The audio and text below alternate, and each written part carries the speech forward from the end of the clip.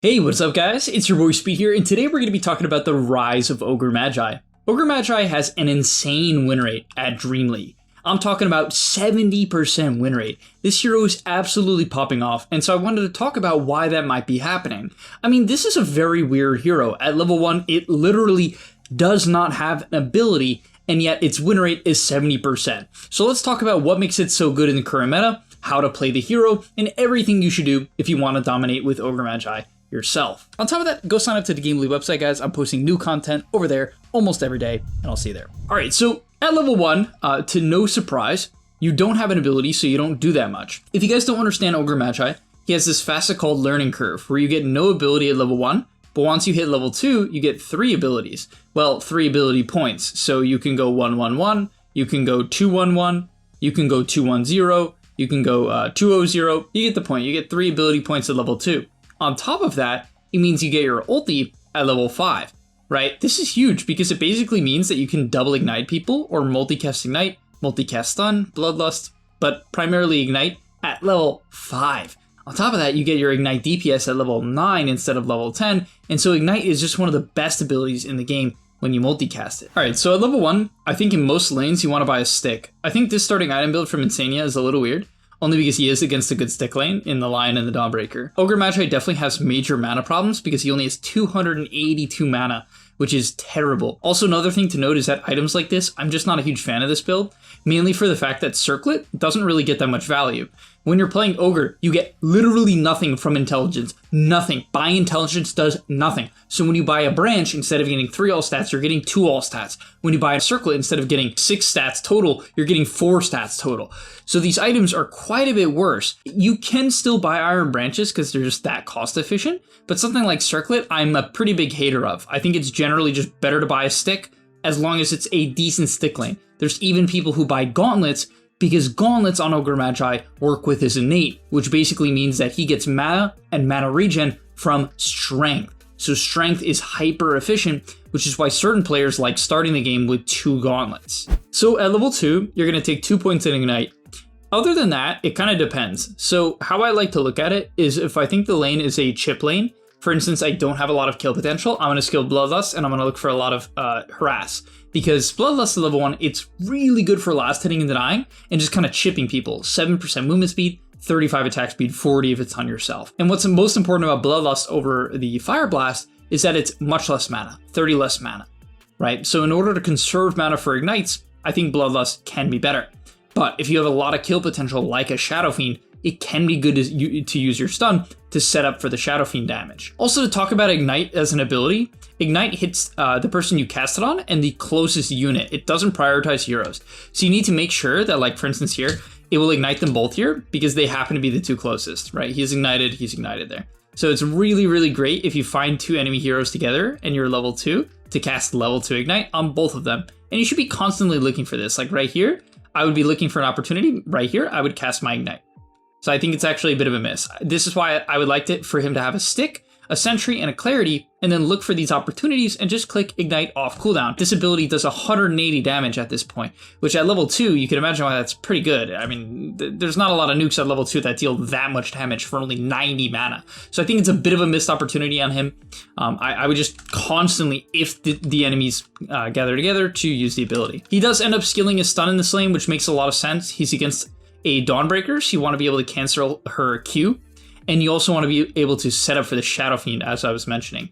So again, if you're with something like Morphling and you don't feel like you have kill potential, but that guy can get a lot of last hits and denies, you can put Bloodlust on him or Bloodlust on yourself and just play for that. Okay, and the last thing for the laning stage is Ogre really isn't a lane dominator. I think a lot of people believe he is. I really don't think he is. I think the majority of position 4s with decent positioning can easily kite and outtrade Ogre. And at level 1, because he has no ability, the hero is somewhat abusable. So yeah, I don't think you're some hyper lane dominator. I wouldn't stress about dominating a lane. I would be primarily concerned about just playing the game at level 5, and we're going to get to that now. Okay, so at minute 10, Insania gets his ultimate. I will say I actually think I disagree with his gameplay a little bit. Again, I know I'm kind of hating a bit, but I have some opinions here. I do love Ogre. I like playing the hero. I've played it quite a bit. My big opinion is that I think this hero, the way you abuse it is you sap a lot of XP in the lane. The reason why is, well, most heroes, most supports have to sap XP to get level 6. So like at minute 6 here, he could have sapped mid XP a little bit. Then he could have just continued to lane bottom. Like I personally like the idea, if this small camp is blocked, unblocking it and continuing to pull and just keep playing with this Shadow Fiend, right? You have a lot of kill potential with this guy, and it's just going to give you that early level 5 if you continue to pull and continue to sap lane XP. Like I like what he does here. Put some pressure on the Dawn. Then he ends up, I think he ends up leaving shortly. Sort of looks for some pressure, considers taking the Wisdom. This is where he does get some levels, but then from there, I guess he wanted to go to the bot rune. Maybe he also wanted to block Ancients. I'm not exactly sure. But he just doesn't end up sapping XP for a while. And a lot of people would be like, yeah, that makes sense. You don't want to sap XP. I highly disagree. Guys, this year at level 5 is straight up overpowered. Just get to level 5. You can stay in your lane and spam pull and spam sap until you're level 5 and then go own the game because of what I'm going to show you now. So the main thing to keep in mind when you hit level 5 is you get your ult. So you have a 75% chance to cast your spells 2 times. For Bloodlust, that's 2x. For Ignite, 2x. And Fire Blast 2x. So what's really, really crazy about Ignite is when you have your ult, if you multicast and there's no target around the enemy, it can put it on them twice, right? So basically you can double Ignite someone. Guys, we're talking about 560 damage. Lion Finger of Death you can be putting on people at minute 8. And it's a 26% slow for 14 seconds if you multicast it on them. So again, if they are isolated, aka not next to creeps and not next to heroes, Ignite is the best spell in the game in the early game, assuming you sapped your levels, right? And so unfortunately here, because there's a lot of creeps, the Ignite bounced here, it bounced here. So it shoots 4 Ignites when you multicast, right? Because it's 2 without, so it's 4 total. But it will always prioritize splitting them up from what I've seen. It will only put 2 on the same 2 people if, well, they're the only targets. So unfortunately it doesn't get it here, but it's okay. Gets the stun, does get stunned here. You want to kite out. I don't recommend looking at the heroes or frontline. You shouldn't really punch people. You should play around Ignite cooldown and just keep clicking Ignite. And boom, gets the double Ignite on the Pango. And I'm telling you, if this guy ends up dying here, it's going to be mainly because of how long this Ignite lasts. Okay, never mind. He is dead no matter what, but you get the point, right? It lasts literally forever. Just to go back quickly, it looks like it's been on him for a bit. It's not even halfway done. And that's the power of this Ignite. That's why you should just sap XP. Get level 5 and run around and click Ignite on isolated targets. And trust me, you're gonna gain MMR. It is that effective. And at level 6, you have a maxed out Ignite, right? 400 damage nuke. It is an 800 damage nuke if you multicast it on someone, right? If you get that 2 times proc. It is that good. For items, what he has is pretty standard. You're gonna go Mana Boots. I also think that Tranquils and a Soul Ring is a decent option on this hero. I think either are okay, but Mana Boots is fine. You typically want to get some sort of like Royal Jelly. This hero has quite a bit of mana problems, so best case scenario, Royal Jelly. Arcane Ring is okay, but also it's fine to take things like Safety Bubble and Seeds of Serenity. So level 8, or just as you scale into the game, I would highly recommend maxing Bloodlust over the stun. I think the stun is interesting because it works well with the early multicast, but just in general, nah. I think Bloodlust is a bit too good of an ability. 100 attack speed for your hero, 80 for allies, and you should be generally drafting Ogre and then trying to tell your teammates, hey, pick a Luna, pick a Medusa, pick a Shadow Fiend, pick a Morphling. These ranged heroes that want to hit a lot really benefit from this Bloodlust. I mean, there's plenty of melee heroes that do as well. Something like Slark, of course, Sven, there's plenty of, not really PA, Jug is really good. There's a lot of examples of heroes that just super, super benefit from this Bloodlust. And also, you can constantly keep this Bloodlust on people when you max it out, down to a 14-second cooldown, 30-second duration. If you multicast it, you can have it on almost your entire team if you get lucky. And so to be perfectly honest, guys, this hero's main job is before the fight starts. You want to be Bloodlusting your right-click cores off cooldown. If this ability is on cooldown for more than like 20-30 seconds, you're probably doing something wrong because you should cast it on yourself at that point. But yeah, as the fight breaks out, now at level 9, if he skills it up, you have Ignite DPS, and then this ability, if you get it right, is like, I think 1,000 something damage, which is quite the number when Lion has 1,000 health. Of course, he has magic resist, but multicast comes out here. Oh, I just want to watch this on him. Did he skill up the Ignite before casting that? I hope this, no, it didn't skill it. Insane yet. I think he skilled Bloodlust. Nah, guys, just take the Ignite DPS. It's like way too good.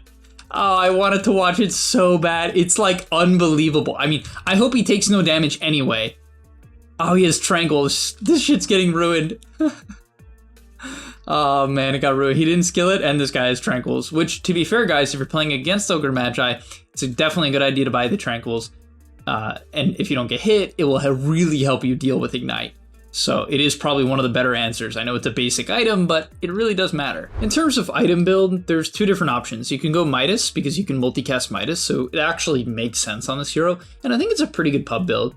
Or if the enemy team has like a lot of one type of damage, for instance, the enemy cores are very physical this game, I would then buy something like Solar. Like personally, I would keep the Solar this game. I think it's really, really good. You also have like a Sand King who's very low armor, so you can even just keep him alive with the Solar Crest armor and physical barrier. So I would keep that in mind. The other thing that I really think is broken is the Shard. Ogre Magi Shard is just crazy. You block 3 attacks and it reflects all the attacks, plus you multicast it. So you can get it on multiple allies, and then it's just reflecting 3 attacks, 160 damage.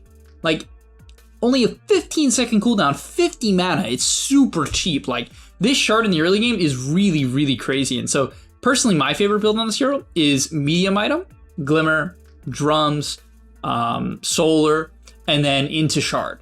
I also think Shard Rush, totally viable. Like, Fluffy Hat Raindrops Shard, completely viable. That Shard is nearly just as good as these other items, if not better. And it's much cheaper, right? So I think that's a good option that a lot of players don't keep in mind because they just think, oh, I'll get it from the Tormentor, which, yeah, that's true. That could happen, right? That definitely could happen, and then maybe it's not worth it. But if that's not happening, I think it's a great option. All right, as the game comes to a close, let's talk about talents and future items. So a couple things to note. At level 14, you want to take the mana and mana regen. The 80 damage is tempting, but you're not really hitting anything. The only thing it's actually good for is farming neutral creeps. Like, it's just not practical in team fights. So I think the mana and mana regen, it's quite substantial. It's pretty good. At level 19, I think 30 strength is just too good. It's way too much HP. 30 attack speed, it's strong, but I think you already give so much, and you're also, like, for this build, you're also buying Drums and Solar. Like, you just don't need more attack speed. The strength is just too good. And then Fire Blast damage at level 24. In terms of items, Solar, Force Staff, Aether, Glimmer. I think it's very reasonable to buy Solar, Force Staff, Aether, right? And then the Aether, I love buying Aether when I'm buying items like Force Staff and Glimmer, because Force Staff and Glimmer have very bad cast ranges, right? It's super hard to use these items and stay in position. Plus, Ogre's Q, his stun is really bad range at 525. It's super clunky. And so having an Aether allows him to stay in position and stun people without them being able to react nearly as easily. So it's also very, very good to take neutral items like Psychic Headband and Eye of the Vizier so that you can cast your stun. The other abilities are fine, like Ignite cast range is extremely high. It doesn't need a cast range buff, but the stun, it puts you very much out of position without cast range items. So yeah, defensive items into Aether. And then late game, the main item for me is Hex, because you can multicast items on this hero. So you can multicast a lot of things. You can multicast Orchid, you can multicast Atos, which I think is actually a great option on this hero. You can multicast, did I say Harpoon? If I didn't say Harpoon, that one. And most importantly, you can multicast Hex. So hyper late game, I think Hex is the way to go. Just multicast Hex is really devastating in the late game. So it's a great option. But all right, that's going to be about all for today's video. This hero spotlight to Ogre Magi. Yeah, very dominant pub hero, easy to play, super high impact. And it's good with a lot of the meta heroes. The reality is Luna loves this hero, Dusa loves this hero, SF loves this hero. These very popular range heroes just love Ogre. I mean, to be fair, what most carries do, you know? I would say a few that don't need attack speed, like Lifestealer doesn't really need it. Something like PA doesn't really benefit because she has her own attack speed buff. You know, certain heroes like this, yeah, they're terrible with Ogre, or illusion heroes. You know, you can't bloodlust them all. So Naga isn't very good, Peel's not very good. TB is like okay, TB's fine. But yeah, the current meta super benefits Ogre, so can't recommend this hero enough, and I'll see you in the next one. And that's all, but remember, before you leave, come on, before you tune out, subscribe to the GameLeap website, where we are going to help you get to the next rank. If you're stuck, click the link down below, and I'm out. Peace!